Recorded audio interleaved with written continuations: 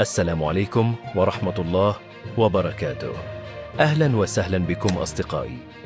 قبل أن نبدأ، لا تنسوا الاشتراك في القناة وتفعيل زر الجرس ليصلكم كل جديد. وإذا أعجبكم الفيديو، اضغطوا على زر الإعجاب وشاركوا رأيكم في التعليقات.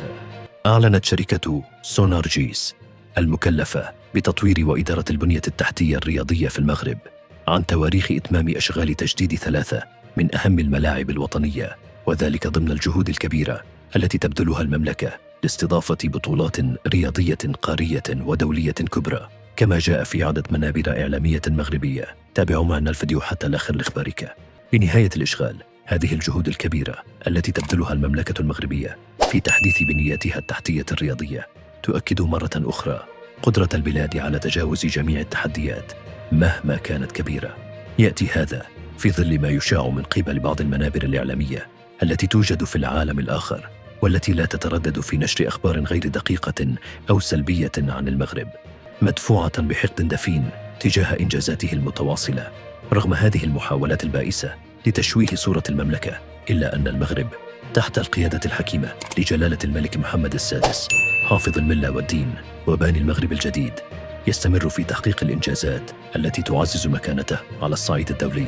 هذه المشاريع الرياضية ليست مجرد مرافق رياضية، بل هي رمز للطموح والعمل الجاد الذي يجعل من المغرب نموذجاً يحتذى به في المنطقة. باختصار، أنا فخور جداً بكوني مغربياً، وأعتز بالانتماء إلى هذه المملكة العريقة التي تسعى دائماً للأمام.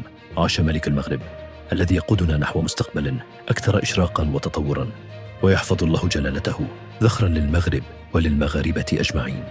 وهذه الأشغال ستنتهي كما يلي: ملعب طنجة الكبير سيصبح جاهزاً في شهر مايو 2025 بعد تحديث شامل زاد سعته إلى 75,600 متفرج، مع تصميم جديد للمدخل الرئيسي وواجهة عصرية تعكس الطابع الحديث للمدينة.